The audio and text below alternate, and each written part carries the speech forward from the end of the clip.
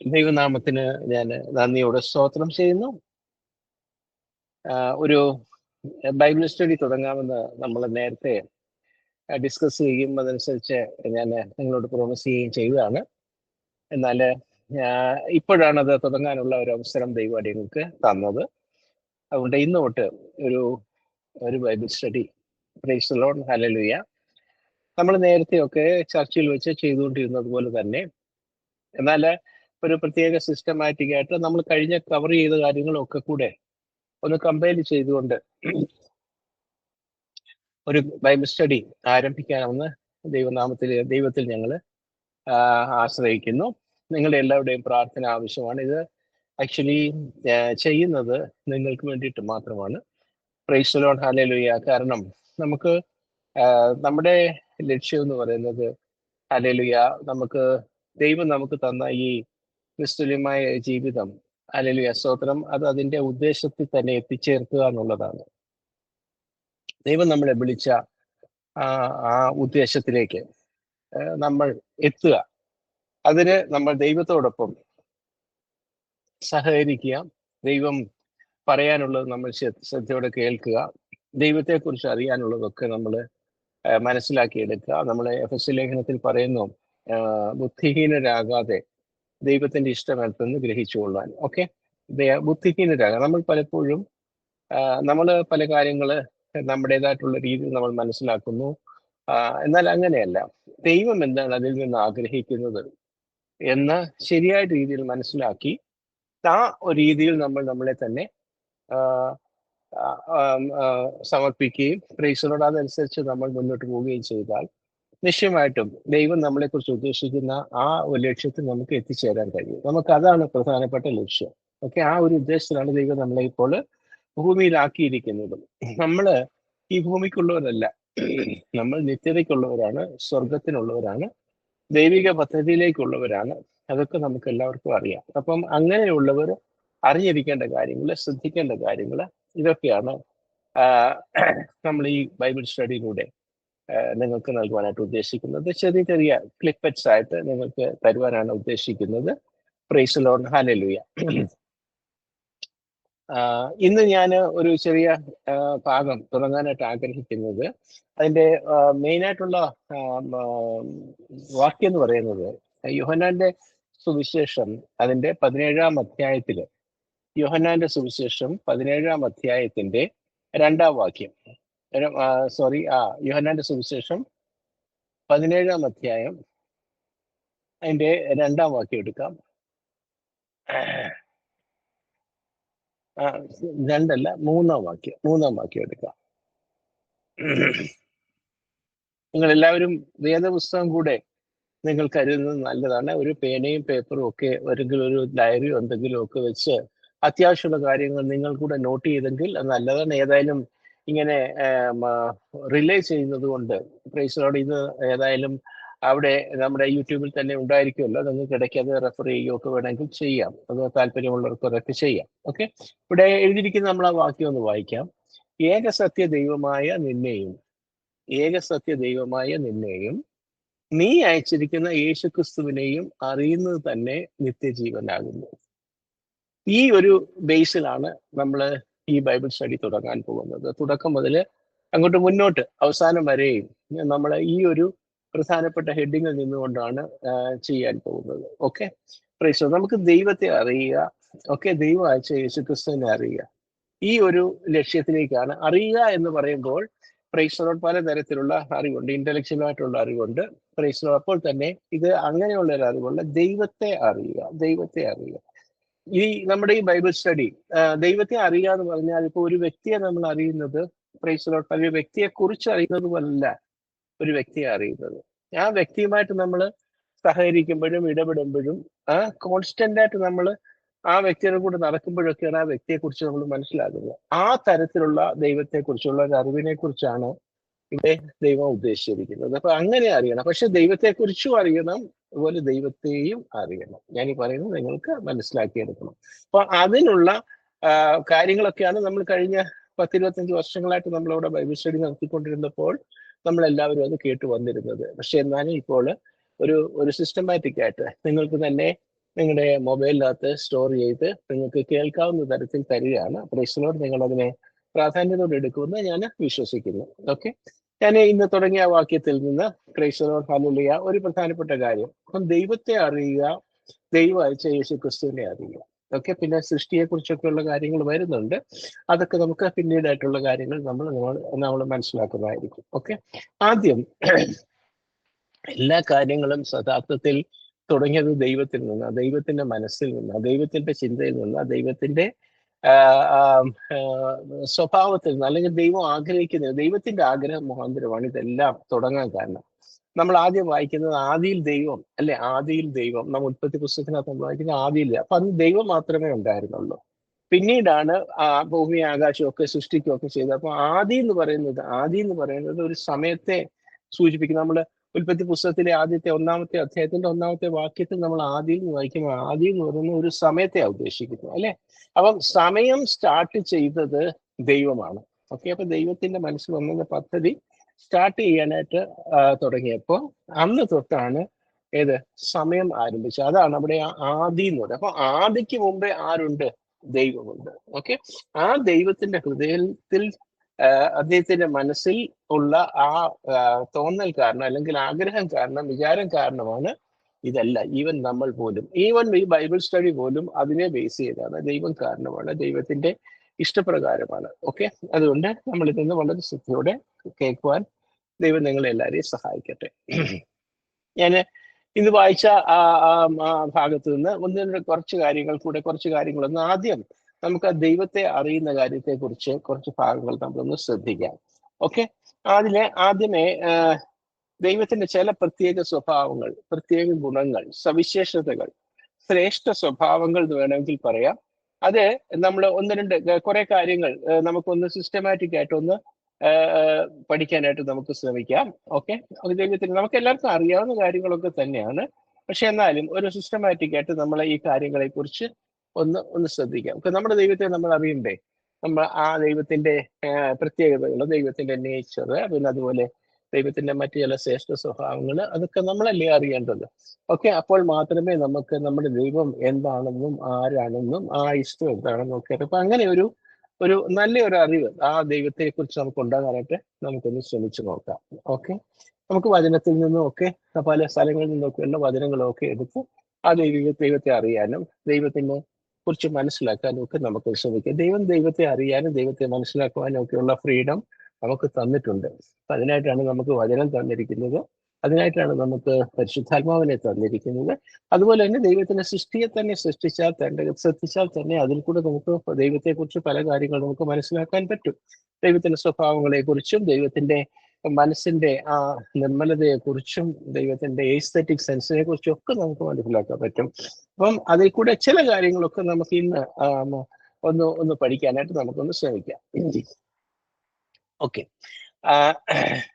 ഇതില് ആദ്യം നമ്മൾ പഠിക്കാനായിട്ട് ആഗ്രഹിക്കുന്നത് ദൈവത്തിന്റെ നേച്ചറാണ്, ദൈവത്തിന്റെ പ്രകൃതി. ഇപ്പം മനുഷ്യൻ നമുക്കൊരു നേച്ചർ ഉണ്ട്. നമ്മളെ കണ്ടാൽ തന്നെ ഒരു ശരീരമൊക്കെ ഉണ്ട്, അതിനകത്ത് പല കാര്യങ്ങളൊക്കെ ഉണ്ട്. മാംസമുണ്ട്, ബ്ലഡ് ഉണ്ട്, എല്ലുണ്ട്, ഇങ്ങനെ പല പല കാര്യങ്ങളുണ്ട്. ഇതൊക്കെയാണ് നമ്മുടേതായിട്ടുള്ള, നമ്മളെ കാണുമ്പോൾ നമുക്ക് നമ്മുടെ രൂപം എന്ന് പറയുന്നത്. എന്നാൽ അതുപോലെ ദൈവത്തിന്റെ രൂപം എന്താണ്? ഇതൊക്കെ പഠിക്കണമെന്ന് ചോദിച്ചു കഴിഞ്ഞാൽ ശരിയാണ്, നിങ്ങൾക്ക് എല്ലാവർക്കും അറിയാവുന്നതായിരിക്കും. പക്ഷെ എന്നാലും ഒരു സിസ്റ്റമാറ്റിക് ആയിട്ട് നിങ്ങളുടെ കയ്യിൽ ഇരിക്കട്ടെ. അപ്പൊ നിങ്ങൾക്ക് അതിനെ കുറിച്ചൊരു കുറച്ചുകൂടെ ഒന്ന് ചിന്തിക്കാനൊക്കെ ഒന്ന് കഴിയുമല്ല. അതുകൊണ്ടാണ് കുറച്ച് നല്ല രീതിയിൽ നിങ്ങളുടെ മനസ്സിനെ നിങ്ങൾ അതിനായിട്ട് വരിക. ഓക്കെ, ഇവിടെ എഴുതിയിരിക്കുന്നത്, ഇവിടെ പറയുന്നത് ദൈവത്തിന്റെ പ്രകൃതിയെ കുറിച്ചാണ് ഞാനിവിടെ പറയാൻ പോകുന്നത്, ദൈവത്തിന്റെ നേച്ചറിനെ കുറിച്ച്. അതിന് യോഹന്നാന്റെ സുവിശേഷം 4-ാം അധ്യായത്തിന്റെ 24-ാം വാക്യത്തില് പറയുന്നുണ്ട്, എന്ത്? ഗോഡ് ഈസ് സ്പിരിറ്റ്, അല്ലെ? ദൈവം ആത്മാവാകുന്നു, അല്ലെ? യോഹന്നാന്റെ സുവിശേഷം കുറച്ച് വാക്യങ്ങളൊക്കെ വായിച്ച് വളരെ പതിയെ നമ്മൾ ഈ ബൈബിൾ സ്റ്റഡി കൊണ്ടുപോകുന്നുള്ളൂ. ഓക്കെ, അതിന്റെ യോഹന്നാന്റെ സുവിശേഷം 4-ാം അധ്യായം അതിന്റെ 24-ാം വാക്യത്തില് നമ്മളിങ്ങനെ വായിക്കുന്നു, ദൈവം ആത്മാവാകുന്നു. പിന്നെ പറയുന്നു അവനെ നമസ്കരിക്കുന്നവർ ആത്മാവിന് സത്യത്തിൽ നമസ്കരിക്കണം. നമ്മളിപ്പോൾ ദൈവത്തിന്റെ പ്രകൃതിയെക്കുറിച്ചാണ്, ദൈവത്തിന്റെ സ്വഭാവത്തെക്കുറിച്ചും ദൈവത്തിന്റെ നേച്ചർ എന്താണെന്നുള്ളതിനെ കുറിച്ച് പഠിക്കുന്നുണ്ട്. നമ്മൾ മറ്റുള്ള ഭാഗത്തെക്കുറിച്ച് ഇപ്പോൾ പോകുന്നില്ല. ആരാധന നമസ്കരിക്കുന്ന കാര്യത്തെക്കുറിച്ച് നമ്മളിപ്പോൾ എക്സ്പ്ലെയിൻ ചെയ്യുന്നില്ല. ആ വാക്യം മുഴുവനായിട്ട് എക്സ്പ്ലെയിൻ ചെയ്യുന്നില്ല. അതിന് ആദ്യത്തെ ഭാഗം പറഞ്ഞിരിക്കുന്നത് ദൈവം എന്ന് പറയുന്നത് എന്താണ്? ആത്മാവ്, ഗോഡ് ഈസ് സ്പിരിറ്റ്. ഓക്കെ, എന്ന് പറഞ്ഞാൽ അതിനെക്കുറിച്ച് നമ്മൾ മനസ്സിലാക്കുമ്പോൾ എന്താണ്? Praise Lord, hallelujah. ദൈവത്തിന് നമ്മളെപ്പോലെ ഒരു ശരീരമില്ല. നമ്മുടെ ശരീരം എന്ന് പറഞ്ഞാൽ പല മെറ്റീരിയൽസ് കൊണ്ട് ഉണ്ടാക്കിയിട്ടുള്ള, അല്ലേ? പല മെറ്റീരിയൽസ് ഉണ്ട് ഇതിനകത്ത്. നമ്മുടെ ശരീരത്തെ ഒന്ന് അനലൈസ് ചെയ്ത് നോക്കിയാൽ, കെമിക്കലായിട്ടൊക്കെ അനലൈസ് ചെയ്ത് നോക്കിക്കഴിഞ്ഞാൽ അതിനകത്ത് ഒരുപാട് മെറ്റാലിക് തിങ്സ് ഉണ്ട്, ഒരുപാട് തിങ്സ് ഉണ്ട്. ഈ എർത്തിൽ കാണപ്പെടുന്ന ഒരുപാട് സാധനങ്ങൾ കൊണ്ടാണ്, അല്ലെങ്കിൽ ഈ മണ്ണ് കൊണ്ടാണ്, ഈ മണ്ണിലുള്ള എല്ലാ പല ഘടകങ്ങൾ കൊണ്ടാണ് ദൈവം നമ്മളെ സൃഷ്ടിച്ചിരിക്കുന്നത്. ഓക്കെ, അതൊക്കെ നമുക്ക് നേരത്തെ നമ്മൾ പഠിച്ചിട്ടുള്ളത്. ഓക്കെ, പക്ഷെ എന്നാൽ അതുപോലെ ഒരു ഘടകങ്ങൾ കൊണ്ട്, മെറ്റീരിയലിസ്റ്റിക് തിങ്സ് കൊണ്ട് ഉണ്ടാക്കിയ ഒരു ശരീരമല്ല ദൈവത്തിനുള്ളത്. എന്നാൽ ദൈവം എന്ന് പറയുന്നത് എന്ത്? പ്രൈസ് ലോർഡ്, ഹല്ലേലൂയ, ആത്മാവാണ്. ഓക്കെ, ഇനി നിങ്ങൾക്ക് ഈ ആത്മാവ് എന്ന് പറയുമ്പോൾ ഒക്കെ പല കാര്യങ്ങൾ മനസ്സിലാക്കണം. ഓക്കെ, നമ്മളും യഥാർത്ഥത്തിൽ നമുക്കും ഉണ്ട് ആത്മാവ്. ഓക്കെ, പക്ഷേ നമ്മുടെ ആത്മാവും ദൈവം എന്ന് പറയുന്ന ആത്മാവും തമ്മിൽ ഒരുപാട് ഡിഫറൻസ് ഉണ്ട്. അതായത് അപ്പൊ അതിന്റെ കഴിവിലും ശക്തിയിലും ഒക്കെ, അതിനുള്ള കേപ്പബിലിറ്റിയിലും ഒക്കെ ഒരുപാട് വ്യത്യാസമുണ്ട്. ഉദാഹരണത്തിന് ഇപ്പൊ നമുക്ക് എന്തെങ്കിലും, നമുക്ക് ആത്മാവിനാണല്ലോ ആഗ്രഹങ്ങളൊക്കെ ഉള്ളത്.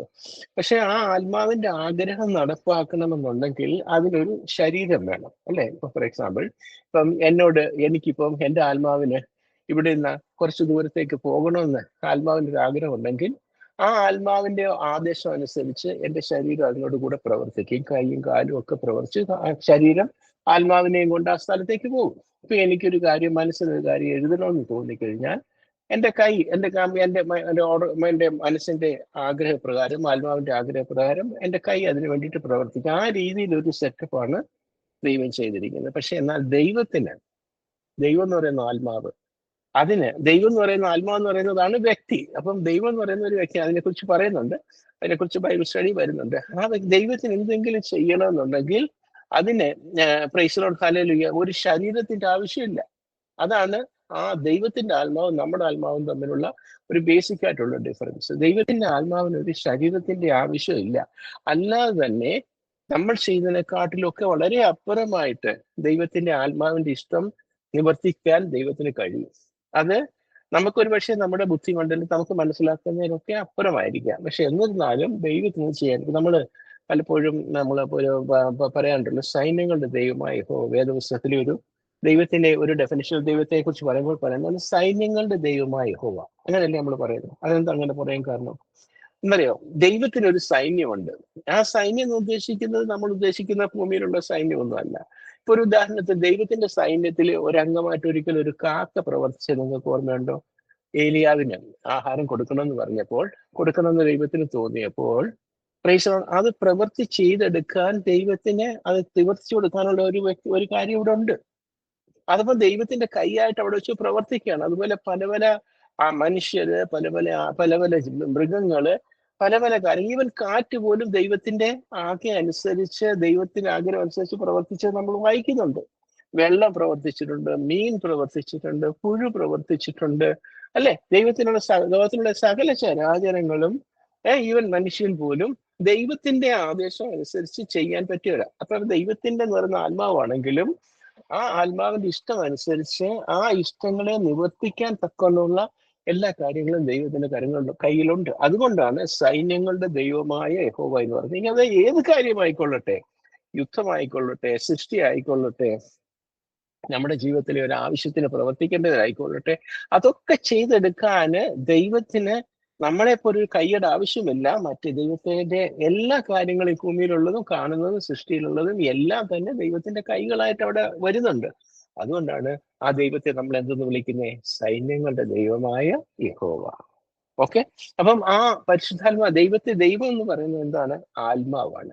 ഓക്കെ, ഇനി അതിനെക്കുറിച്ച് നമുക്ക് വീണ്ടും first thing is you should know, നമ്മൾ ആരാധിക്കുന്ന ദൈവം, അല്ലെങ്കിൽ നമ്മൾ മനസ്സിലാക്കിയ ദൈവം, ദൈവം എന്ന് നമ്മളോട് മനസ്സിലാക്കി തന്ന ആ ദൈവം എന്താണ്?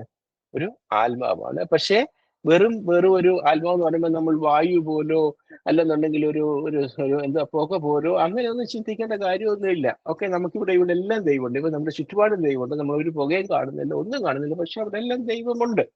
ഓക്കെ, അത് നമ്മുടെ മനസ്സിനോ നമ്മുടെ ബുദ്ധിക്കോ, കാരണം നമ്മൾ മെറ്റീരിയലിസ്റ്റ് തിങ്സ് മാത്രമേ നമുക്ക് മനസ്സിലാകത്തുള്ളൂ. അപ്പൊ അതൊക്കെ എന്താണെന്ന് നമുക്ക് ഇപ്പോൾ മനസ്സിലാകത്തില്ല. ഓക്കെ, അത് നമുക്ക് പിന്നീട് ദൈവം നമുക്ക് മനസ്സിലാക്കി തരും. അത് ഞാൻ ബൈബിൾ സ്റ്റഡിയിൽ കുറച്ച് സമയം വരുമ്പോൾ അതിനെക്കുറിച്ച് പറഞ്ഞോളാം. ഓക്കെ, ഇനി രണ്ടാമത്തെ കാര്യം ദൈവത്തെ കുറിച്ച് പഠിക്കാനുള്ള രണ്ടാമത്തെ കാര്യം, ഇത് നേച്ചർ, ഗോഡിന്റെ പ്രത്യേക നേച്ചറിനെ കുറിച്ചാണ് പറയുന്നത്. ഇനി അത് കഴിഞ്ഞിട്ട് ദൈവത്തിന്റെ ആട്രിബ്യൂട്ട്സ് ഉണ്ട്, ദൈവത്തിന്റെ സവിശേഷതകളുണ്ട്, മറ്റാർക്കും ഇല്ലാത്ത ചില സവിശേഷതകളുണ്ട്.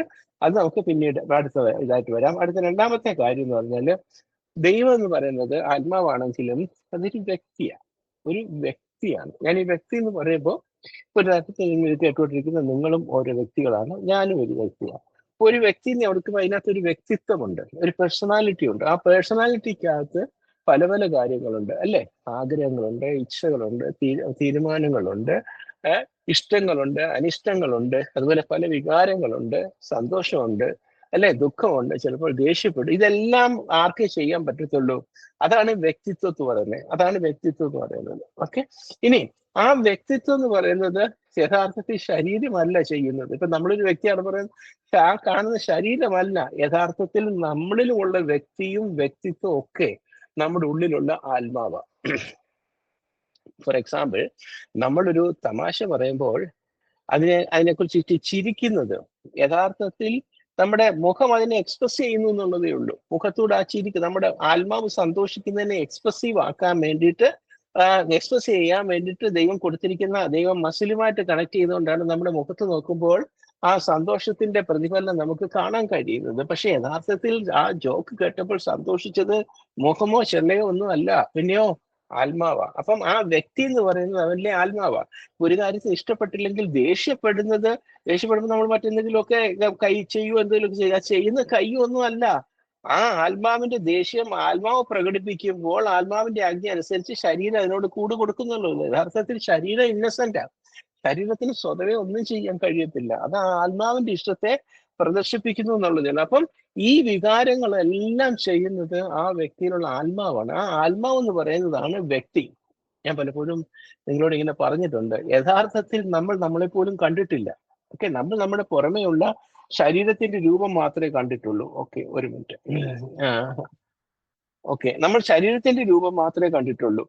പക്ഷേ യഥാർത്ഥത്തിലുള്ള വ്യക്തി എന്ന് പറയുന്നത് നമ്മുടെ ഉള്ളിലുള്ളതാ. നമുക്കതിനെ കാണാൻ കഴിയില്ല. അതാണ് യഥാർത്ഥത്തിലുള്ള വ്യക്തി. ഇതെന്ന് പറഞ്ഞാൽ നമുക്ക് നമ്മുടെ ബുദ്ധിക്ക് മനസ്സിലാകുന്ന തരത്തിലുള്ള ഇതല്ല. ഇതാണ് ദൈവത്തിന്റെ ജ്ഞാനം എന്ന് പറയുന്നത്. ആ നമ്മളിനകത്തുള്ള, നമ്മളിപ്പോ രവീസ് പിള്ള എന്ന് പറയുന്ന ജ്ഞാനം എന്ന് പറയുന്നത് എന്നെ അകത്തുള്ള ഒരു ആത്മാവാണ്. ആ ആത്മാവിനെ ശരീരത്തോട് ബന്ധിപ്പിച്ചിരിക്കുക. നിങ്ങൾക്ക്, ഞാനതിന്റെ സക്കറിയാവിന്റെ പുസ്തകത്തിലാണെന്ന് തോന്നുന്നു, ഒരിടത്ത് ഞാൻ അത് എഴുതിയിട്ടുണ്ട്. അത് ഞാനൊന്ന് വേണമെങ്കിൽ നിങ്ങൾക്കൊന്ന് കാണാം, ഒന്ന് കാണിച്ചു തരാം. അതൊന്ന് കാണിക്കാനായിട്ട് ആഗ്രഹിക്കുന്നു. നിങ്ങൾ സക്കറിയാവിന്റെ പുസ്തകത്തില് ഒരു പ്രത്യേക ദൈവത്തിന്റെ ജ്ഞാനത്തെ കുറിച്ച് ഒന്ന് കാണിച്ചു തരാൻ വേണ്ടിയിട്ടാണ് കേട്ടോ.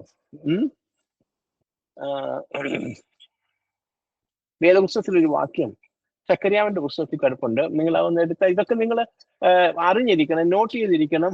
നിങ്ങൾക്ക് എപ്പോഴെങ്കിലും ഒക്കെ ആർക്കെങ്കിലും ഒക്കെ പറഞ്ഞു കൊടുക്കാനോ അല്ലെങ്കിൽ നിങ്ങളുടെ തന്നെ ആവശ്യത്തിനോ ഇതൊക്കെ നിങ്ങൾക്ക് ഭാവിയിൽ പ്രയോജനപ്പെടും. ഓക്കെ, ഒരു മിനിറ്റ്, ഞാനത് നോട്ട് ചെയ്ത് വെച്ചിട്ടുണ്ട്. ഒരു മിനിറ്റ്.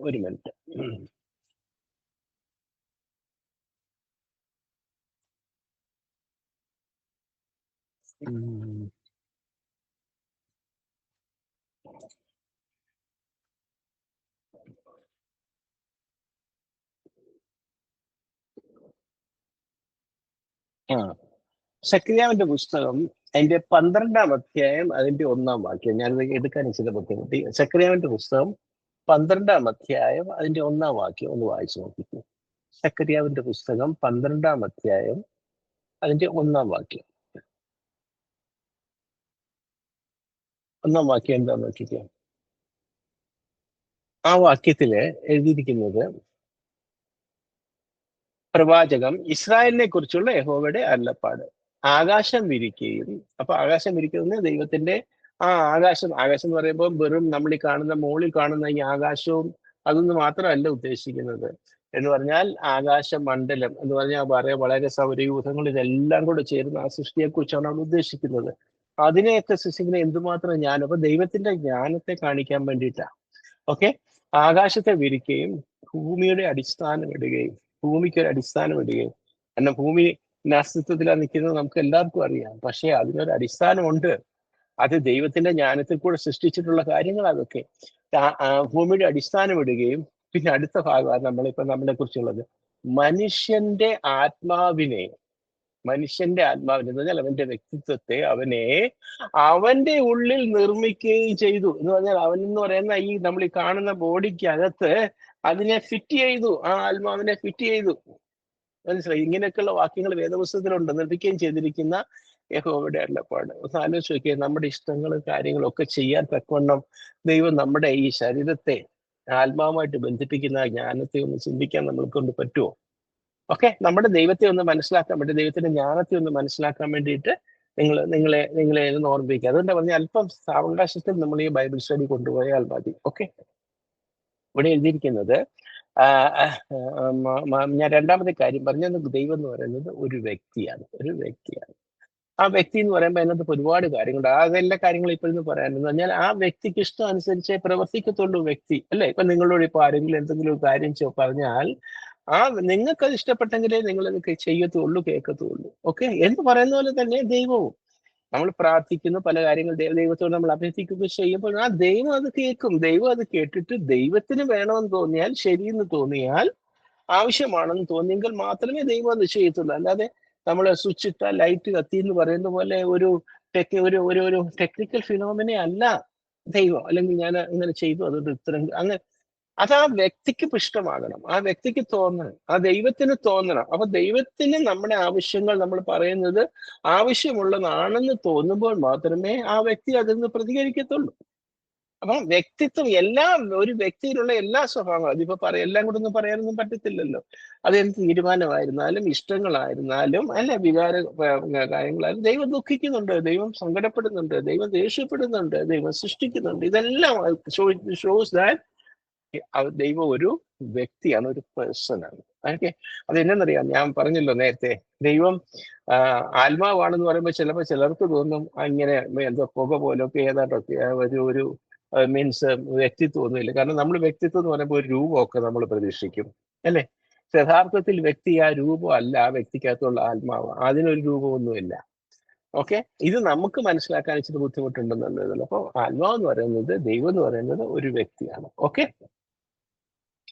ഇനി മൂന്നാമത്തെ കാര്യം ഈ നമ്മുടെ ദൈവത്തെ കുറിച്ച് മനസ്സിലാക്കാനുള്ളത്, ഓക്കെ, അത് ഗോഡ് ഈസ് വൺ. ഇതൊക്കെ നിങ്ങൾക്ക് അറിയാവുന്ന കാര്യങ്ങളാണെങ്കിലും ഇതെന്തിനാണ് അങ്ങോട്ട് പറയുന്നതെന്ന് വെച്ച് കഴിഞ്ഞാൽ, ഗോഡ് ഈസ് വൺ ഇതൊക്കെ നമുക്ക് അറിയാവുന്ന കാര്യങ്ങൾ. പക്ഷെ ഒന്ന് എല്ലാം കൂടെ ഒന്ന് ഒരുമിച്ച് നിങ്ങളുടെ ഒരു ബൈബിൾ സ്റ്റഡി പോലെ നിങ്ങൾക്ക് വേണമെന്ന് എനിക്ക് തോന്നി. അതുകൊണ്ടാണ് ഇങ്ങനെ പറയുന്നത്. God is one. അതിനകത്ത് ഒരു വാക്യം നമുക്ക് വായിക്കാം. ആവർത്തന പുസ്തകം 6:4-5. എനിക്കറിയാം നിങ്ങൾ ഇവിടെ ഇരുന്നിട്ട് ഇത് കാണുന്നുണ്ട്. ഞാൻ ഇതിനകത്ത് ഇതിന്റെ ബൈബിളിക്കൽ സെന്റൻസും വേർഡ്സും ഞാൻ കാണിക്കുന്നുണ്ട്. പക്ഷെ അതല്ല നിങ്ങളുടെ ബൈബിൾ എടുക്കുന്നത്. ആ ബൈബിളുമായിട്ട് നിങ്ങൾക്ക് ഒരു അറ്റാച്ച്മെന്റ്. ബൈബിൾ എന്ന് പറയുന്നത് ദൈവം തന്നെയാണ്, ദൈവത്തിന്റെ പ്രിന്റഡ് ഫോം ആണത്. ഓക്കെ, അപ്പൊ ആ രീതിയിൽ നിങ്ങൾ കണ്ട് അതിനോട് ഒരു അറ്റാച്ച്മെന്റ് ഉണ്ടാവുന്നതാണ് എപ്പോഴും നല്ലത്. ഓക്കെ, നിങ്ങൾ നിങ്ങളുടെ വചനം കൂടെ കയ്യിൽ വെച്ചുകൊണ്ട് ഇത് കേൾക്കുക. ഓക്കെ, ഇവിടെ എഴുതിയിരിക്കുന്നത് ആവർത്തന പുസ്തകം 6:4-5 നിങ്ങളോട് വായിക്കാൻ പറയുന്നു. ആവർത്തന പുസ്തകം 6:4-5.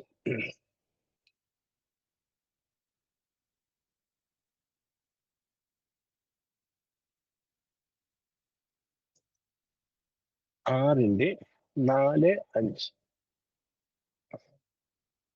ഓക്കെ, അത് 4 വായിച്ചാൽ മതി. ഓക്കെ, 4-5 നമുക്ക് വേറൊരു മെസ്സേജ് ആയിട്ട് വരണ്ട. ഇപ്പൊ 4 നോക്കാം. ഓക്കെ, 4 എഴുതിയിരിക്കുന്നത് ഇസ്രായേലി എന്ന് വിളിക്കുമ്പോൾ നമ്മൾ എന്താ ഉദ്ദേശിക്കേണ്ടത്? ആ രാജ്യത്തിന് വേണ്ടിയിട്ടുള്ള അല്ല, ദൈവജനത്തെയാണ് വിളിക്കുന്നത്. ആ ദൈവജനത്തെ നിങ്ങളുള്ള, നമുക്ക് അതിനെക്കുറിച്ച് നമുക്ക് ഇപ്പൊ ഈ സ്റ്റഡിയിലില്ല. സത്യത്തിൽ നമ്മളാണ് ശരിയായിട്ടുള്ള ഇസ്രായേൽ. ഓക്കെ, അത് നമുക്ക് പിന്നീട് ഒരിക്കൽ മനസ്സിലാക്കി തരാം. അപ്പോൾ ഇസ്രായേൽ എന്ന് വിളിക്കുമ്പോൾ നിങ്ങൾക്ക് നിശ്ചയമായിട്ടും നിങ്ങളുടെ ചെവി കൊടുക്കാം. നിങ്ങളോട് ദൈവം സംസാരിക്കുന്നത്. കാരണം നമ്മളാണ് ശരിക്കും ഇസ്രായേൽ. ഓക്കെ, അതെന്താണെന്ന് ഇപ്പോൾ ഞാൻ ഈ ബൈബിൾ സ്റ്റഡിയിൽ ഉൾപ്പെടുത്താത്ത കാര്യമായതുകൊണ്ടാണ് ഞാൻ അവിടെ നിൽക്കാത്തത്. അതിനെക്കുറിച്ചൊക്കെ പിന്നീട് ഒരു ബൈബിൾ സ്റ്റഡി പറയുമ്പോൾ പറയാം. ഓക്കെ, ഇസ്രായേലിനെ കേൾക്കുക എന്ന് പറഞ്ഞാൽ നിങ്ങളൊന്ന് ശ്രദ്ധിക്കുക. എന്നിട്ട് പറയാണ് യഹോവ യഹോവയാണ് നമ്മുടെ ദൈവം, യഹോവ നമ്മുടെ ദൈവമാണ്. ഓക്കെ, യഹോവ ഏകൻ തന്നെ, യഹോവ ഏകൻ തന്നെ. നമുക്കിതറിയാം, നമ്മൾ പറയും. പക്ഷെ എന്താണ് അവിടെ ആ എഴുതിയിരിക്കുന്നതെന്ന് ദൈവം ഉദ്ദേശിക്കുന്നതെന്ന് പറഞ്ഞാൽ നമുക്കൊരിക്കലും കൺഫ്യൂഷൻ ഉണ്ടാകും. കാരണം നമ്മൾ അങ്ങനെ ഒരു ലോകത്തിലാണ് ഇവിടെ ജീവിക്കുന്നത്, അല്ലെ? പിശാചും മറ്റ് പല ബുദ്ധിമാനെന്ന് കാണിക്കുന്ന മനുഷ്യരും എല്ലാവരും കൂടെ ചേർന്ന് ദൈവത്തെ പല രീതിയിൽ ഈ ഭൂമിയിൽ കൊണ്ടുവന്നിട്ടുണ്ട്, അല്ലേ? അല്ലേ? അപ്പൊ അവിടെ അതിനിടയിൽ നമ്മൾ ജീവിക്കുമ്പോൾ ഒരുപക്ഷെ നമ്മുടെ ബുദ്ധിയിലും ഒക്കെ അത് കയറി വരാം. കാരണം ഞാൻ നമ്മുടെ ബുദ്ധിയോടായിരിക്കുമല്ലോ സംസാരിക്കുന്നത്. ഏതൻ തോട്ടത്തിൽ വെച്ച് ഹവ്വയോട് പിശാച് സംസാരിച്ചപ്പോൾ അവളെ ബുദ്ധിയെ വാഷ് ചെയ്തെടുക്കാൻ കഴിഞ്ഞല്ലോ, ഈ അവന്റെ ബ്രെയിനെ വാഷ് ചെയ്യാൻ കഴിഞ്ഞു. ചിലപ്പോൾ നമ്മൾക്കും അങ്ങനെയൊക്കെ തോന്നും. നോ, നോ, നോ, അതൊരിക്കലും ഉണ്ടാകരുത്. അത് ദൈവം പറയുകയാണ്, നിങ്ങളുടെ ദൈവം സത്യദൈവം. അതാരാ? യഹോവ തന്നെ. ഓക്കെ, അതിന് പല തരത്തിൽ പല ആൾക്കാരൊക്കെ പറയും. ചിലപ്പോൾ ഒരു അനുഗ്രഹം കിട്ടുന്നതുകൊണ്ടായിരിക്കും അവിടെ ചെന്ന് പ്രാർത്ഥിക്കുന്നത്. നമുക്ക് നമ്മൾ പല പല കാര്യങ്ങൾ പറയാം, അല്ലെങ്കിൽ എന്തെങ്കിലും പ്രാർത്ഥിച്ചുള്ള വിഷയങ്ങൾ നടന്നു കാണും, അല്ലെങ്കിൽ സൗഖ്യം കിട്ടി കാണും. ഇങ്ങനെയൊക്കെ സംഭവിച്ചത് വരുമ്പോൾ നമ്മളും ഒരുപക്ഷെ നമ്മൾ അങ്ങോട്ട് പോകാനൊക്കെ ഉള്ള സാധ്യത ഉണ്ട്. അരുത്, അരുത്. അത് ദൈവം ഒരിക്കലും അനുവദിക്കുന്നതുമല്ല, ദൈവത്തിന്റെ മനസ്സിനെ ദുഃഖിപ്പിക്കുന്ന കാര്യമാണ്. അതൊക്കെ നമ്മൾ അതുകൊണ്ട് നിങ്ങൾ ഓർത്തോണം, യഹോവയാണ് നമ്മുടെ ദൈവം, യഹോവ നമ്മുടെ ദൈവമാണ്. സത്യത്തിൽ ദൈവം ഒന്നേ ഉള്ളൂ. പക്ഷെ അവരാരും ദൈവത്തെ അംഗീകരിക്കാത്തതുകൊണ്ട് ദൈവത്തെ അംഗീകരിക്കുന്നവരോട് പറയുന്നതുകൊണ്ടാണ് യഹോവ നമ്മുടെ ദൈവമാകുന്നു. പിന്നെയോ യഹോവ ഏകൻ തന്നെ, ഏകൻ തന്നെ, ഒറ്റ ദൈവമേ ഉള്ളൂ നമുക്ക്. ഓക്കെ, കേട്ടോ? അല്ലാതെ ഇവിടെ നമുക്കറിയാം, അല്ല 16,000 അങ്ങനൊന്നും നമുക്ക് ദൈവങ്ങളുമില്ല. അങ്ങനെ ഒരു അങ്ങനെ ഡിപ്പാർട്ട്മെന്റ് വൈസ് ആയിട്ടൊന്നും ദൈവം ഫിക്സ് ചെയ്തിട്ടുമില്ല. ഇതൊക്കെയാണ് ദൈവം ആ വാക്യം കൊണ്ട് ഉദ്ദേശിക്കുന്നത്. ഞാൻ ഈ ബൈബിൾ സ്റ്റഡിയിൽ വളരെ ഡീറ്റെയിൽ ആയിട്ട് ഓരോ കാര്യങ്ങളൊന്നും പറഞ്ഞ് മനസ്സിലാക്കി തരാൻ പോകും. നിങ്ങൾക്കറിയാൻ വയ്യാത്ത കാര്യങ്ങളൊന്നുമല്ല, എന്നാലും ആ ദൈവത്തെ നമുക്ക് ഒന്നുകൂടെ ഒന്ന് ശരിക്കും മനസ്സിലാക്കി ദൈവം അതിൽക്കൂടെ നമ്മളെ മനസ്സിലാക്കി തരാൻ ആഗ്രഹിക്കുന്ന കാര്യങ്ങൾ ഒന്ന് നമ്മൾ പറഞ്ഞു പോകുന്നു എന്നുള്ളതേ ഉള്ളൂ. ഓക്കെ, ഇനി അടുത്തത് നാലാമത്തെ കാര്യം, നാലാമത്തെ ദൈവത്തിന്റെ നേച്ചറിൽ പറയുന്നത് ഗോഡ് ഈസ് ട്രിനിറ്റി. നമുക്കറിയാം. അത് പക്ഷേ പലപ്പോഴും മനസ്സിലാക്കാൻ ഇച്ചിരി ബുദ്ധിമുട്ടുള്ള കാര്യം. ട്രിനിറ്റി എന്ന് പറഞ്ഞാൽ ത്രിയേക ദൈവം. ഓക്കെ, ഒരു ദൈവമേ ഉള്ളെന്ന് പറഞ്ഞിട്ട് പറയുകയാണ്. ദൈവത്തിന് അതിനകത്ത് 3 ഭാഗങ്ങളുണ്ട്. 3 ഭാഗങ്ങൾ പറഞ്ഞാൽ നമ്മുടെ ബുദ്ധി കൊണ്ട് അലക്കണ്ട, ബുദ്ധി കൊണ്ട് നമ്മളിങ്ങനെ ഒരു അങ്ങനെയുള്ളതല്ല. ദൈവം എന്നാണെന്ന് ഒന്നേ ഉള്ളെങ്കിലും അത് മനുഷ്യനോടുള്ള ബന്ധത്തിലും സൃഷ്ടിയോടുള്ള ബന്ധത്തിലും ദൈവം ഏകനായിട്ടുള്ള ദൈവം അതിന്റെ 3 ഓഫീസുകളായിട്ട് നിന്നുകൊണ്ടാണ് പ്രവർത്തിക്കുന്നത്. 3 ഓഫീസുകളായിട്ട് നിന്നുകൊണ്ട്. ഓക്കെ, 3 ഓഫീസുകൾ എന്ന് പറയുമ്പോൾ 3 തരത്തിൽ ദൈവം അതിനെ 3 രീതിയിൽ അതിനെ കണ്ടുകൊണ്ടാണ് ദൈവം അത് ചെയ്യുന്നത്. അത് ഒന്ന് പിതാവിന്റെ രൂപത്തിൽ, പിന്നൊന്ന് പുത്രന്റെ രൂപത്തിൽ. പിതാവ്, പുത്രൻ, പരിശുദ്ധാത്മാവ്. ഇതെന്തിനാ? ഇത് ആക്ച്വലി ദൈവം എന്ന് പറയുന്ന ദൈവത്തിന്റെ മാസ്റ്റർ പ്ലാൻസിലേക്ക് ഞാൻ വരുന്നുണ്ട്. ആ മാസ്റ്റർ പ്ലാൻസ് എല്ലാം ഇംപ്ലിമെന്റ് ചെയ്യുമ്പോൾ പ്രൈസ് ദി ലോർഡ്, അതിന് ദൈവത്തിന്റെ കൂടെ നിന്ന്, അത് ദൈവം തന്നെയാണ്. ദൈവത്തിൽ നിന്ന് ദൈവത്തിന്റെ പുത്രനായിട്ട്, പുത്രന് പിന്നെ പരിശുദ്ധാത്മാവ്. പുത്രൻ എന്ന് ഉദ്ദേശിക്കുമ്പോൾ ഭൂമിയിലുള്ള മാനുഷിക പുത്രന്മാരെ കുറിച്ചൊന്നും ചിന്തിക്കേണ്ട കാര്യമില്ല, അങ്ങനെയുള്ള പുത്രനല്ല. പിന്നെ പുത്രന് ദൈവത്തിൽ നിന്ന് തന്നെ ദൈവം സൃഷ്ടിക്കാൻ പോകുന്ന ആ മനുഷ്യന്റെ രൂപത്തിൽ അവിടെ പറഞ്ഞിരിക്കുന്നത് യോഹന്നാന്റെ സുവിശേഷത്തിൽ പറയുന്നത് ദേഹധാരി ഹുവ, ഹിന്ദി പറയുന്നത് ദേഹധാരി ഹുവ, അല്ലെ? അവൻ വചനം ജഡമായി തീർന്നു.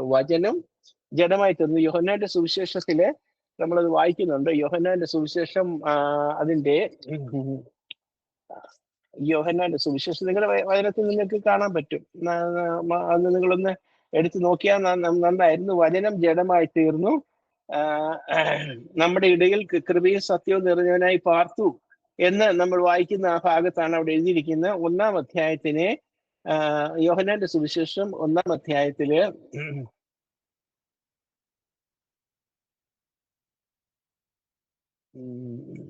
ഓക്കെ, അതിന്റെ 14-ാം വാക്യത്തില് 1:14 വേണമെങ്കിൽ ഞാൻ ഈ സ്ക്രീനിൽ ഇട്ടേക്കാം. ഓക്കെ, യോഹന്നാന്റെ സുവിശേഷം 1:14. യോഹന്നാന്റെ സുവിശേഷം 1-ാം അധ്യായം അതിന്റെ 14-ാം വാക്യം. അവിടെ ശ്രദ്ധിച്ചോ? വചനം ജഡമായി തീർന്നു. ആദ്യം നമ്മൾ യോഹന്നാന്റെ സുവിശേഷം വയ്ക്കുന്ന ആദ്യം വചനം ഉണ്ടായിരുന്നു, വചനം ദൈവമായിരുന്നു, വചനം ദൈവത്തോടു കൂടി ആയിരുന്നു എന്നൊക്കെ പറഞ്ഞുകൊണ്ട് നമ്മൾ വായിച്ച ശേഷം ആ വചനം എന്തായിട്ട് തീർന്നു? ജഡമായിട്ട് തീർന്നു. നമുക്കറിയാമല്ലോ, ദൈവം, പിതാവായ ദൈവം, ഓക്കെ, ദൈവം എന്ന് പറയുന്ന വ്യക്തി, ആ വ്യക്തിയുടെ ആഗ്രഹങ്ങളും മനസ്സും ഇതെല്ലാം കൂടെ ചേർന്നാണ് അവനെ ലോഗോസ് എന്നാണ് പറയുന്നത്. ലോഗോസ്, നമ്മളെ ഗ്രീക്ക് ലെറ്ററിൽ ലോഗോസ്. ആ ലോഗോസ് എന്നുള്ള വാക്കിന്റെ ഒരു മലയാളം ഇതായിട്ടാണ്, മലയാളം എക്സ്പ്രഷൻ ആയിട്ടാണ് യോഹന്നാന്റെ സുവിശേഷത്തിൽ വചനം എന്ന് പറഞ്ഞിരിക്കുന്നത്. അല്ലാതെ വചനം എന്ന് പറയുമ്പോൾ നമ്മൾ ഈ ബൈബിളിൽ തന്നിരിക്കുന്ന ആ വചനം എന്ന് പറയുന്ന, അല്ലെങ്കിൽ നമ്മൾ വായിക്കുന്ന വാക്കുകൾ എന്നുള്ള അർത്ഥത്തിലല്ല എടുക്കേണ്ടത്. എന്തോ ദൈവത്തിന്റെ ആശയങ്ങള്, ദൈവത്തിന്റെ മനസ്സ്, ദൈവത്തിന്റെ ഉദ്ദേശങ്ങള്, ദൈവത്തിന്റെ ബുദ്ധി, ഉദ്ദേശങ്ങൾ, പർപ്പസ്, ഇതെല്ലാം കൂടെ ചേരുമ്പോൾ ആ ദൈവത്തിന്റെ തത്വമാണ് വരുന്നത്. ആ തത്വത്തെയാണ് വചനം എന്ന പദം കൊണ്ട്, ആ ലോഗോസ് എന്ന പദം കൊണ്ട് യോഹന്നാന്റെ സുവിശേഷത്തിൽ ഉദ്ദേശിക്കുന്നത്. ഓക്കെ, അപ്പം ആ മീൻസ്, അതായത് ആ ദൈവത്തിന്റെ ആഗ്രഹങ്ങള്, താല്പര്യങ്ങള്, ഇതെല്ലാം കൂടെ ചേരുന്നതിനെയാണ് യഥാർത്ഥത്തിൽ ആ ദൈവത്തിന്റെ വ്യക്തിത്വം എന്നും കൂടെ പറയുന്നത് എന്ന് മനസ്സിലായി. അപ്പം അതാണ് ദൈവത്തിന്റെ സ്പിരിറ്റ്. അപ്പൊ നമുക്കും നമ്മളൊക്കെ ആഗ്രഹങ്ങളുണ്ട്, താല്പര്യങ്ങളുണ്ട്, തീരുമാനങ്ങൾ, അതൊക്കെ നമ്മുടെ സ്പിരിറ്റിലല്ലേ നടക്കുന്നത് എന്ന് പറഞ്ഞാൽ ഈ കാര്യങ്ങൾ അത് ദൈവത്തിന്റെ സ്പിരിറ്റ്, അതാണ് ദൈവത്തിന്റെ പരിശുദ്ധാത്മാവാണ്. ഓക്കെ, എന്നിട്ട് 14-ാം അധ്യായത്തിൽ പറയുന്നത് അതെന്തായിട്ട് തീർന്നു? രൂപമെടുത്തു, ജഡമായിട്ട് തീർന്നു. ജഡം എന്ന് പറഞ്ഞു കഴിഞ്ഞാല് മാംസം എടുത്തു എന്നുള്ള അർത്ഥത്തിൽ മാത്രമല്ല, ഒരു രൂപം എടുത്തു. ആ രൂപം എന്തിന്റെ രൂപമായിരുന്നു നിങ്ങൾക്കറിയാം, നിങ്ങൾക്ക് ചിന്തിക്കാനുള്ള. കാരണം ദൈവം വരാൻ പോകുന്ന സൃഷ്ടിയിൽ തന്നെ പോലെ തന്നെ സൃഷ്ടിക്കാൻ പോകുന്ന ആ സൃഷ്ടിയുടെ രൂപത്തിലേക്ക് ദൈവം അവർക്കൂടെ പ്രകടമാകുവാനും അവരോട് നേരിട്ട് കൂടുതലായിട്ട് ഇടപെടാനും ഒക്കെയുള്ള ആ കൺവീനിയൻസിന് വേണ്ടിയിട്ട് ദൈവം തന്നെ, ദൈവത്തിന്റെ ആശയങ്ങളും എല്ലാം കൂടെ ചേർന്ന് ദൈവത്തിന്റെ ആത്മാവ് എന്തായിട്ട് വന്നു? ഒരു രൂപമെടുത്ത് യേശുക്രിസ്തുവായിട്ട് വന്നു. അപ്പൊ യേശുക്രിസ്തുവും ദൈവവും തമ്മിൽ എന്തെങ്കിലും വ്യത്യാസമുണ്ടോ? ഒരു വ്യത്യാസവും ഇല്ല. അവർ രണ്ടും ഒന്ന് തന്നെ. പക്ഷേ ജഡരൂപമെടുത്ത് നമ്മുടെ ഇടയിൽ വന്ന് കൃപയും സത്യം നിറഞ്ഞവനായിട്ട് പാർത്തു. ഓക്കെ, ആ കൃപയും സത്യം നിറഞ്ഞുള്ളതിന് അതിനകത്ത് വേറെ സന്ദേശങ്ങളൊക്കെ ഉണ്ട്, അതൊന്നും ഇപ്പൊ ഇവിടെ എടുക്കാൻ ഉദ്ദേശിക്കുന്നില്ല. ഓക്കെ, അപ്പൊ ഇപ്പൊ മനസ്സിലായി ഞാൻ എന്തിനാന്ന് പറഞ്ഞാൽ ഇത് പറയാൻ. കർത്താവ് എന്ന് പറയുന്നതും ദൈവം എന്ന് പറയുന്നതും രണ്ടല്ല. അവർ രണ്ട് മിനിസ്ട്രീസ് ആയതുകൊണ്ട്, അല്ലെങ്കിൽ രണ്ട് ഗവൺമെന്റ് രണ്ട് പ്രത്യേക സെക്ഷൻസ് ആയതുകൊണ്ട് അതിനെ രണ്ടായിട്ട് വെച്ച് പറഞ്ഞിരിക്കുന്നതുകൊണ്ട് പിതാവും പുത്രനും അതുപോലെ ദൈവത്തിന്റെ മനസ്സും എല്ലാം കൂടെ ചേർന്ന് പരിശുദ്ധാത്മാവും, ഇവർ മൂന്നും കൂടെ ചേർന്ന് അത് ഒരു പ്രത്യേകമാണോ? അല്ല. എന്നാൽ പ്രത്യേകമായിട്ടുള്ള ഓഫീസസ് സാൽവികമായിട്ടുള്ള രീതിയിൽ ഓഫീസസ് ആയിട്ട് നിൽക്കുന്നത് കൊണ്ട് അതിനെ നമ്മൾ ത്രിയേക ദൈവം എന്ന് പറയുന്നത്. God is one. ദൈവം നമ്മൾ ആദ്യം വായിച്ച ആവർത്തന പുസ്തകത്തിൽ ദൈവം ഒന്നാകുന്നു, നിങ്ങളുടെ ദൈവം യഹോവയാകുന്നു, നിങ്ങളുടെ ദൈവം ഒന്നാകുന്നു എന്നൊക്കെ പറഞ്ഞിട്ട് ദൈവം ഒരു വ്യക്തിയാണ്, പിന്നെ ദൈവം എന്ന് പറഞ്ഞാൽ ഒന്നേ ഉള്ളൂ. പക്ഷെ ഇപ്പോൾ നമ്മൾ പറയുന്നു ഒരു ദൈവത്തിന് 3 പ്രത്യേക ഓഫീസുകളായിട്ടാണ് ഫങ്ഷൻ ചെയ്യുന്നത്. അതിനെ എന്ത് പറയുന്നു? ത്രിയേക ദൈവം. അതിന് ഇംഗ്ലീഷിൽ പറയുന്നത് God is Trinity. Okay, Trinity. മനസ്സിലായി എന്ന് ഞാൻ വിശ്വസിക്കുന്നു. ഓക്കെ, നമ്മളിങ്ങനെ കുറച്ച് കാര്യങ്ങൾ നല്ല ബൈബിൾ സ്റ്റഡി പോലെ പഠിച്ച് പോകുന്നതല്ലേ നല്ലത്. അതുകൊണ്ട് ഇങ്ങനെ ഒരു 2-3 മിനിറ്റ് കൂടെ. ഇനി അടുത്തതായിട്ട് നമ്മൾ പഠിക്കാൻ പോകുന്നത് തുടങ്ങി വെച്ചിട്ട് ഇന്നത്തെ ഈ ബൈബിൾ സ്റ്റഡി ഇവിടെ നിർത്തും. ഓക്കെ, അതിനുശേഷം നമുക്ക് അടുത്ത ദിവസം, അതിനിപ്പോ ഞാൻ പെർട്ടിക്കുലർ ഡേറ്റ് ഒന്നും തരുന്നില്ല. നിങ്ങൾ യൂട്യൂബിൽ നിങ്ങൾക്ക് കിട്ടിക്കൊണ്ടിരിക്കുമ്പോൾ നിങ്ങൾ നോക്കിക്കൊണ്ടിരിക്കുക. ഓക്കെ, ഞാൻ കഴിയുന്നതും വാട്സപ്പിനകത്തും ഇത് നിങ്ങൾക്ക് അയച്ചു തരാനായിട്ട് ഞാൻ ശ്രമിക്കുന്നതായിരിക്കും. ഓക്കെ, അടുത്തതായിട്ട് നമ്മൾ ദൈവത്തിന്റെ പ്രൈസ് ദി ലോർഡ്, അതിലെ ആട്രിബ്യൂട്ട്സ് അല്ലെങ്കിൽ ക്യാരക്ടറിസ്റ്റിക് അല്ലെങ്കിൽ വിശേഷത മറ്റു പല കാര്യങ്ങൾ നമുക്ക് മറ്റൊന്നുമായിട്ട് കമ്പയർ ചെയ്യേണ്ട കാര്യമൊന്നുമില്ല. കാരണം ദൈവം ഒന്നേ ഉള്ളൂ. നമുക്കറിയാം ആ സത്യ ദൈവത്തെ വേറെ ആരോട് കമ്പയർ ചെയ്യാന്? ഓക്കെ, പക്ഷെ എന്നാലും ആ ദൈവത്തിന്റെ ചില പല ഗുണങ്ങളും വിശേഷതകളും പലപ്പോഴും നമുക്ക് പറ്റുന്നറിയാമോ? നമ്മൾ ആ ദൈവത്തെ മനസ്സിലാക്കാതെ നമ്മൾ പല കാര്യങ്ങൾ ചെയ്ത് കൂട്ടിട്ട് പിന്നെ ആ ദൈവം അങ്ങനെ ഇഷ്ടപ്പെടുമെന്നൊക്കെ, അല്ലെങ്കിൽ ആ ദൈവം അതാണെന്നൊക്കെ ചിന്തിച്ച് ഇപ്പൊ നമ്മൾ ആ ദൈവത്തെ ലിമിറ്റ് ചെയ്ത് കളയുന്നു. അങ്ങനെ ചെയ്യാൻ പാടില്ല. നമ്മുടെ ദൈവത്തെ നമ്മളൊന്ന് കഴിയുന്ന രീതിയിലൊന്ന് മനസ്സിലാക്കാൻ ശ്രമിക്കണം. ഓക്കെ, അതിനകത്തെ ഒന്നാമത്തെ തുടങ്ങുന്നത്. ഓക്കെ, ഒന്നാമത്തെ കാര്യം, ഗോഡ് ഈസ്, ഇത് ഒരു കാര്യമേ ഇന്ന് ഞാൻ പറയുന്നുള്ളൂ. God is self existent. ഇംഗ്ലീഷിലാണ് ഞാൻ അത് എഴുതിയിരിക്കുന്നത്, അതുകൊണ്ട് ഞാൻ വായിക്കുന്നത്. ഗോഡ് ഈസ് സെൽഫ് എക്സിസ്റ്റന്റ്, അല്ലെങ്കിൽ അതായത് അവൻ സ്വയംഭൂവായ ദൈവമാണ്. അതായത് സ്വയമായിട്ട് ഉളവായ ദൈവമാണ്. ദൈവത്തിന് ഒരു സ്റ്റാർട്ടിങ് ഒന്നുമില്ല.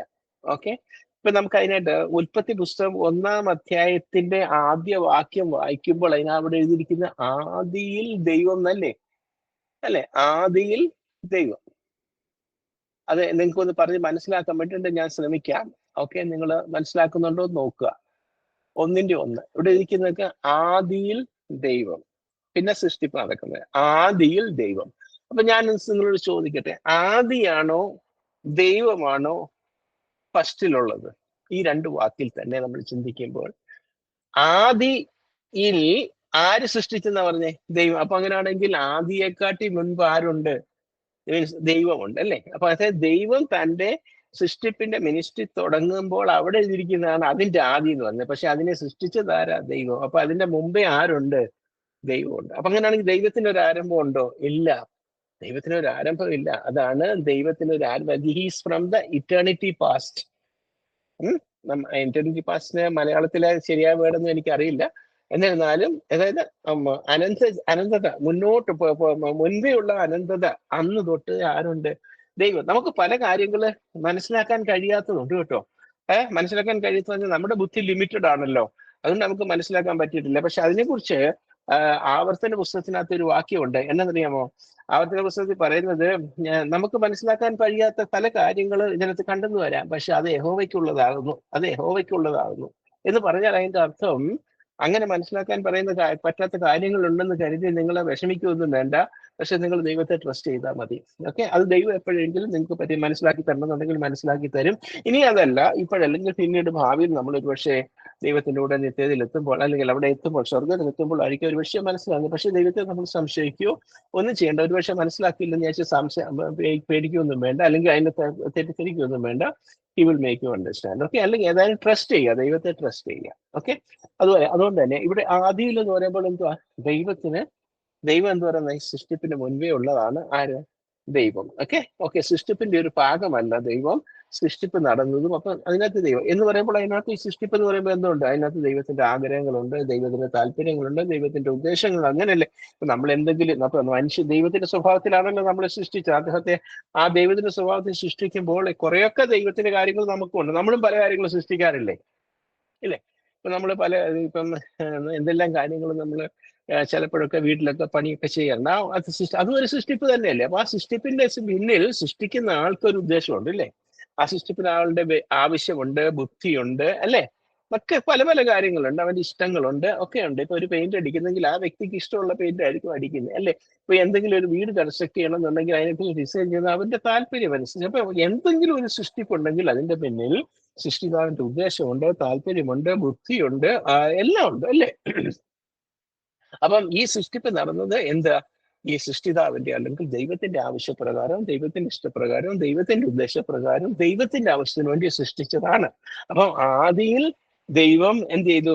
ആകാശവും ഭൂമിയും സൃഷ്ടിച്ചു. അപ്പൊ ആദ്യം ഇതിനകത്ത് ദൈവത്തിന്റെ ഒരു പ്രത്യേക കാര്യം മാത്രമേ ഇതിനകത്ത് പറഞ്ഞ് മനസ്സിലാക്കാൻ ആഗ്രഹിക്കുന്നുള്ളൂ. എന്ത്?